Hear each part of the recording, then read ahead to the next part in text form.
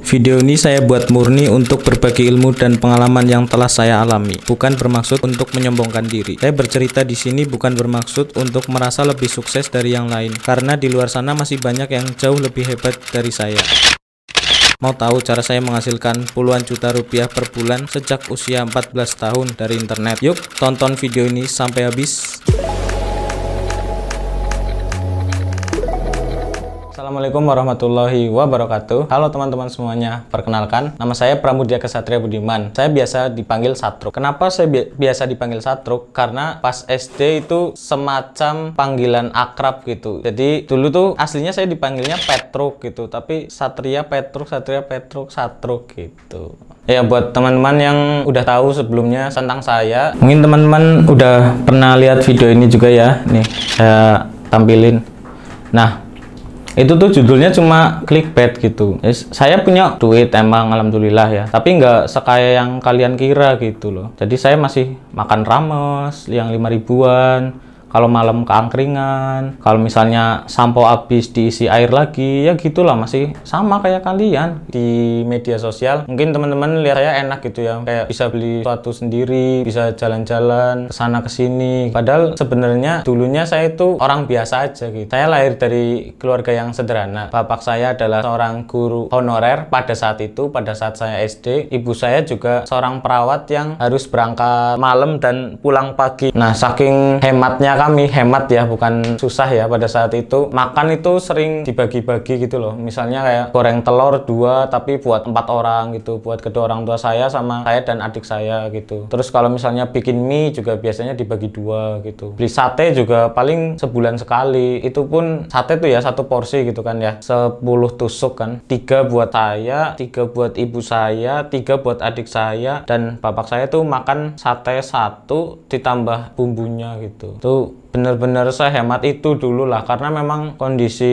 keuangan keluarga juga ya bisa dibilang ngepas gitulah buat hidup gitu. Nah, sempat juga saya nggak mau berangkat sekolah karena dulu jajan saya itu masih 1000 rupiah. Teman-teman saya yang lain tuh udah 2000, 5000, 3000. Nah, saya pernah ngumpet di genteng karena saya nggak mau berangkat sekolah. Akhirnya uang saku saya ditambahin. Dulu saya pas masih kecil juga sering ini ya, mintain jajan gitu ke teman-teman saya. Jadi saya nungguin di depan warung gitu, misalnya teman saya ada yang jajan Kiko, kalau dulu mungkin ada jajan Kiko itu ya, nah itu saya minta pucuknya gitu, karena saya duitnya ngepas banget, nggak bisa buat jajan ini, paling ya itulah, pokoknya saya sering mintain jajan dulu karena nggak punya duit. Alhamdulillah kedua orang tua saya adalah orang yang cerdas dan pekerja keras. Sekarang mereka sudah PNS dan bahkan ibu saya bisa lanjut S2 keperawatan di UI. Kehidupan kami saat ini jauh lebih baik dibanding dahulu. Selain itu, saya juga sering jadi bahan bulian dulu pas masih kecil, karena kondisi fisik saya waktu itu kecil ya, maksudnya pendek gitu, dan juga saya kulitnya hitam gitu. Jadi wah, sasaran empuk lah buat bahan bulian. Entah itu dulu konteksnya mereka itu bercanda atau beneran menghina secara serius, tapi itu sih yang bikin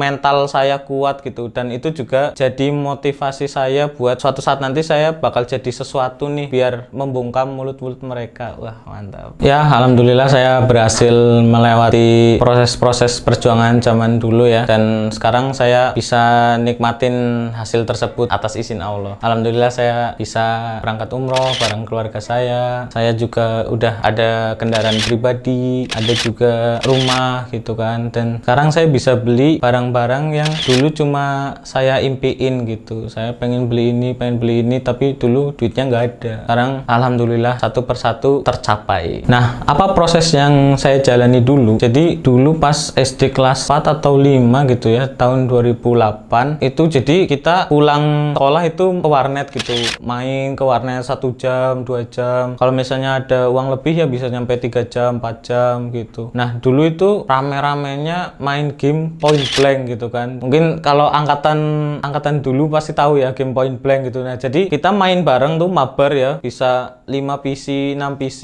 nyambi. Nah itu kalau teman-teman yang lain cuma main-main doang, saya itu nyambi gitu. Misal setelah main berapa match gitu, terus saya browsing-browsing, nyari-nyari informasi-informasi di website-website. Saya juga join forum-forum kayak Kaskus gitu. Nah dulu itu uang saya banyak habis buat beli cash PB gitu. Jadi misalnya lebaran gitu, habis lebaran kok misalnya dikasih uang gitu 100.000 200.000 gitu. Nah itu saya beliin cash PB buat beli karakter senjata gitu. Nah lama-lama saya mikir nih, kalau internet bisa ngabisin duit saya, bisa nggak sih internet itu menghasilkan duit buat saya gitu. Dari situ saya mulai tuh nyari-nyari cara dapat uang dari internet. Nah ternyata saat itu masih sedikit banget lah orang yang membahas tentang cara dapetin duit dari internet, tapi ada gitu, walaupun masih sedikit banget yang bahas. Rata-rata sih mereka ngasih tahu kayak investasi bodong gitu, atau bisnis online yang nggak jelas gitu. Misalnya kita suruh beli ebook gitu, nah terus kita suruh jual lagi ebook itu biar kita balik modal dan dapat duit. Nah sampai ketemu yang namanya blog atau website. Jadi dulu saya masih pakai blogspot ya, jadi bikin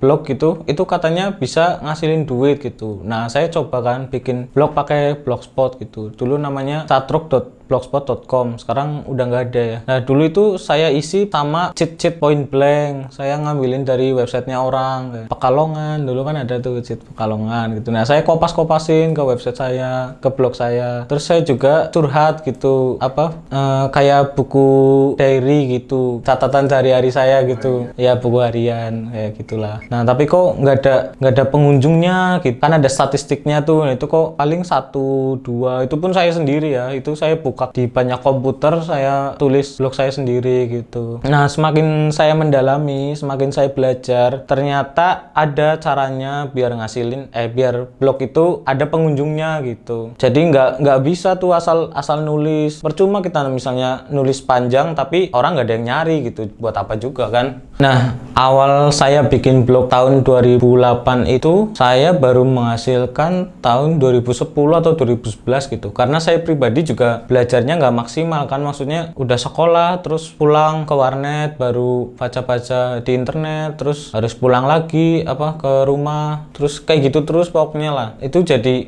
kayak terhambat gitu pembelajarannya. Nah di tahun 2010 itu saya bikin akun PayPal dan coba main bisnis online yang namanya PTC atau pay to click. Jadi kita dibayar orang buat ngeklik iklan mereka dan mengunjungin website mereka gitu. Nah selama sebulan saya nyobain, alhamdulillah gajian tuh. Saya dikirimin dolar ke PayPal saya, totalnya tuh 0,02 atau 0,05 dolar gitu, jadi 500 perak gitulah. Padahal itu saya kerja sebulan tuh, maksudnya sebulan ngeklikin iklan bolak-balik gitu. Nah walaupun duitnya receh banget ya, nggak seberapa gitu, tapi di saat itu saya sadar gitu bahwa wah ini nih yang namanya dapetin duit dari internet ternyata beneran bisa gitu loh. Nah akhirnya saya semakin mendalami. Dari 2010 sampai 2014 saya sebenarnya kurang fokus gitu, jadi belajar banyak hal yang ada di internet tentang cara dapetin duit dari internet. Saya belajar tentang forex, tentang trading gitu kan, trading mata uang. Terus saya belajar tentang dropship, tentang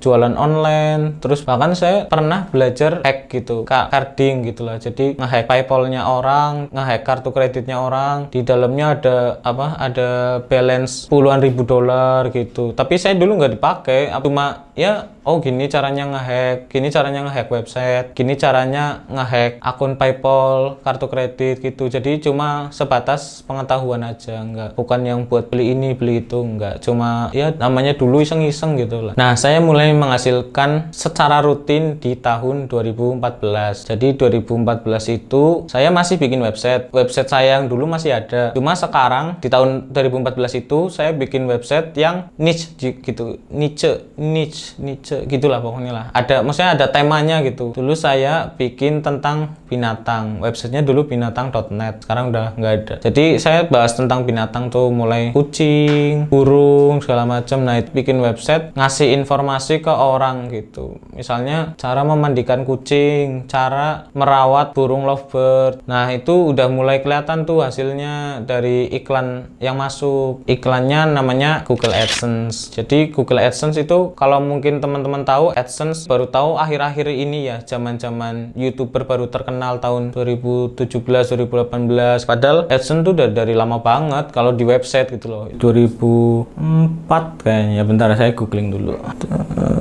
AdSense lahir kapan? Oh, nih ketemu ya guys, nih ketemu nih. Sejarah Google AdSense. AdSense muncul setelah Google melakukan akuisisi terhadap Viral Labs pada bulan Februari 2003. Sebulan kemudian, tepatnya tanggal 4 Februari 2003, melalui chairman dan CEO Google itu mengumumkan kemunculan layanan periklanan terbaru dari Google yang bernama AdSense. Baca. AdSense udah dari 2003, udah lama banget. Tapi baru masuk YouTube tahun AdSense masuk YouTube dari tahun berapa ya? Pokoknya baru ya kemarin-kemarin lah, belum lama lah, 2013-14 mungkin. Nah, dari 2008 itu saya baru menghasilkan AdSense yang rutin gitu ya, itu sejak 2014. Pada saat itu saya bikin website namanya binatang.net. Jadi saya bikin website ada temanya gitu, atau istilahnya niche. Ya gitulah pokoknya, tulisannya NICHE gitu, pokoknya tema gitu ya. Nah, karena diajarin banyak orang bahwa kalau misalnya bikin blog itu yang ada pengunjungnya ya yang ada temanya gitu loh, jadi orang nyari informasi tersebut. Nah, waktu itu udah mulai gajian rutin kayak sebulan minimal 1 juta, 2 juta gitu. Buat saat itu anak yang baru masuk SMA kelas 1 kalau nggak salah 2014 itu udah lumayan banget lah duit segitu. Nah, saya juga tanya-tanya ke teman dulu, komunikasi lewat grup Facebook gitu ya. Ada yang ngasih tahu cara bikin blog luar negeri, blog bahasa Inggris, tapi artikelnya translate gitu. Cuma dari bahasa Indonesia ditranslate ke bahasa Inggris gitu. Jadi misalnya bikin blog tentang home design atau dekorasi rumah, atau ya pokoknya tentang rumah lah, misalnya bedroom decoration idea gitu. Nah, itu gambarnya banyak banget, gambarnya tuh tiap gambar ada kata kuncinya, terus artikelnya nggak bisa dibaca karena translate gitu. Saat itu di tahun 2014 itu saya panen tuh main gituan dari 2014 sampai 2017 kalau nggak salah ya. Nah, kenapa saya bikin bahasa Inggris? Karena saat itu orang-orang ngasih tahu tuh bahwa pokoknya pendapatan kalau bikin blog luar sama blog Indonesia itu bedanya nyampe 10 kali lipat pada saat itu ya. Jadi saat itu CPC atau cost per klik atau biaya per klik itu lebih gede. Jadi kalau orang ngeklik iklan kita dengan blog kita yang bahasa Inggris dan iklannya bahasa Inggris juga, itu kita dapat duitnya lebih gede gitu. Nah, saat itu saya bisa dapat saat itu alhamdulillah cukup lah buat ya pokoknya buat anak sekolah itu wah gila sih, cukup banget lah sesuai judul video inilah. Nah, setelah saya biasa dapetin penghasilan segitu, itu saya mikir gitu. Jadi misalnya katakan ya udah dapat penghasilan 70 juta per bulan, katakan ya misalnya udah dapat penghasilan segitu, terus mau ngapain lagi gitu. Ya udahlah, senang-senang aja. Misalnya orang dulu saya nggak punya duit ya, terus megang duit, jadi kalau beli kamera langsung 5. Dulu zamannya GoPro, SG Cam, terus Xiaomi SLR gitu kan. Beli aja gitu. Dulu mikirnya gini, misal beli nih, terus ya udah bulan depan juga dapat lagi. Jadi bener-bener konsumtif lah, impulsif ya istilahnya. Iya, pokoknya beli bukan karena kebutuhan, tapi karena iya dulu nggak bisa beli, terus beli gitu. Nah, saya nggak sadar bahwa bisnis itu bukan kayak lari sprint, tapi kayak lari maraton gitu. Bukan cepet-cepetan lari gitu, cepet-cepetan dapet, tapi jangka panjang itu bisnis sustainable apa enggak gitu. Kayak orang naik sepeda lah, harus dikayuh terus, kalau enggak ya berhenti sepedanya, jatuh gitu.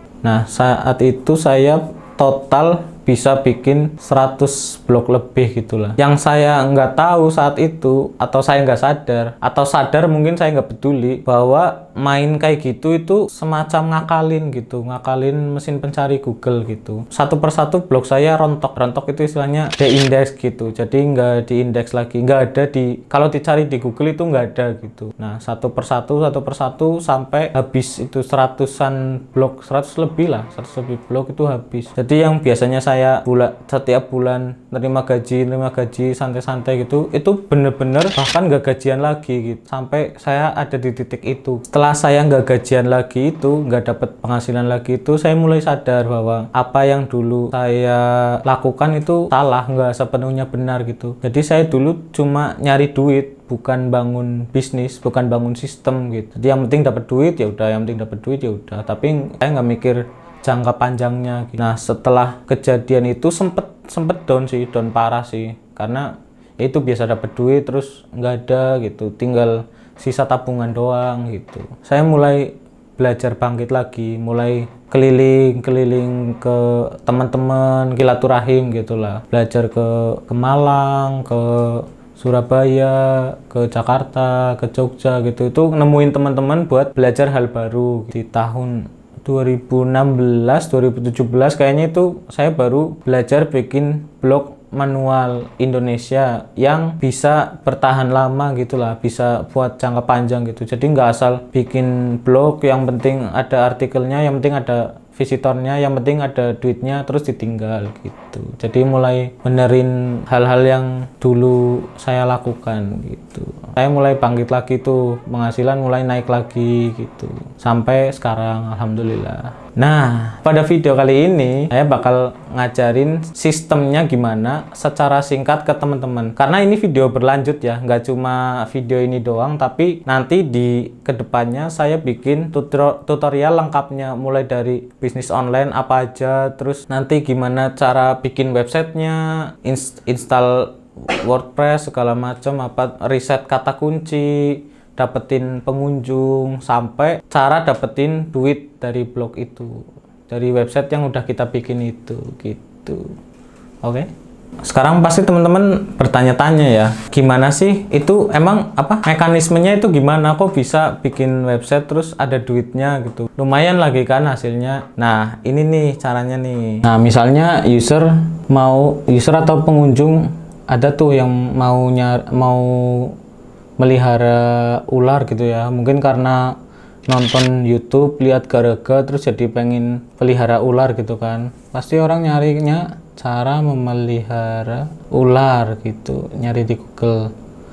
Nah, itu kan banyak tuh website yang tampil gitu kan. Nah, biasanya orang tuh males scroll nyampe bawah gitu, bahkan nyampe next gitu tuh jarang ya. Pasti yang diklik ya yang ke satu, yang kedua, atau yang ketiga gitu. Nah, ini ada video YouTube juga ya. Nah, ini kita coba lihat yang nomor 1 gitu. Ada bombastis.com. Nah, biasanya di awal artikel itu cuma kalimat pembuka doang ya. Jadi cuma kata-kata basa-basi biasanya. Nah, kan dalam beberapa bulan belakangan ini marak sekali pemberitaan tragedi ular yang menewaskan manusia gitu. Nah, artikelnya biasanya di tengahnya nih kan, kayak pertimbangkan matang-matang sebelum memelihara. Terus jangan dimasukkan ke dalam rumah jika tak paham habitatnya. Nah, di dalam artikel ini, di dalam blog ini itu pasti kebanyakan, bukan pasti ya, itu ada iklannya gitu loh. Dan kebanyakan besar iklannya itu dari iklan Google AdSense. Misalnya ini nih. Nah, ini nih. Iklan Traveloka, ada lagi iklan kolagen bantu kencangin kulit gitu. Nah, ini iklan itu dari AdSense.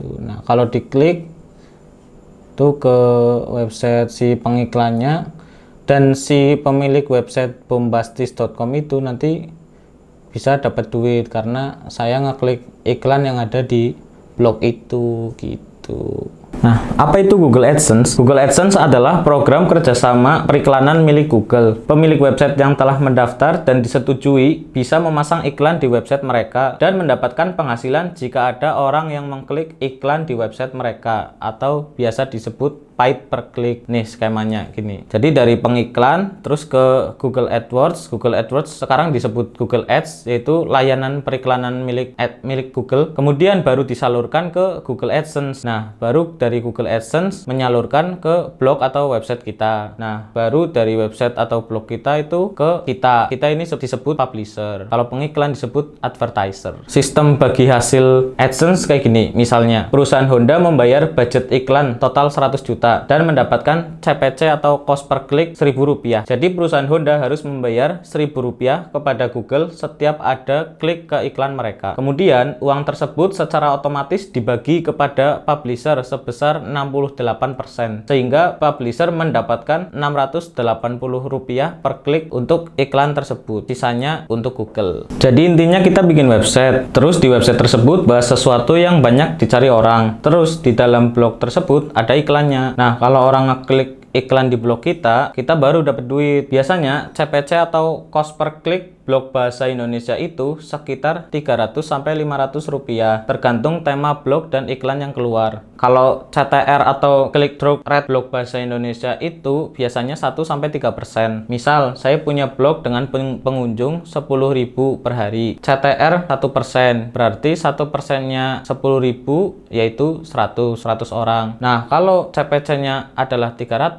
berarti 100 orang dikali Rp300 sama dengan 30.000 per hari. Nah, jadi kalau misalnya saya punya blog dengan pengunjung 10.000, minimal per harinya saya bisa dapat Rp30.000. Itu saya ambil minimalnya ya, bisa jauh lebih tinggi pendapatannya. Kalau pengalaman saya sih, blog bahasa Indonesia traffic 10.000-an bisa dapat 150.000 lah per hari kira-kira gitu.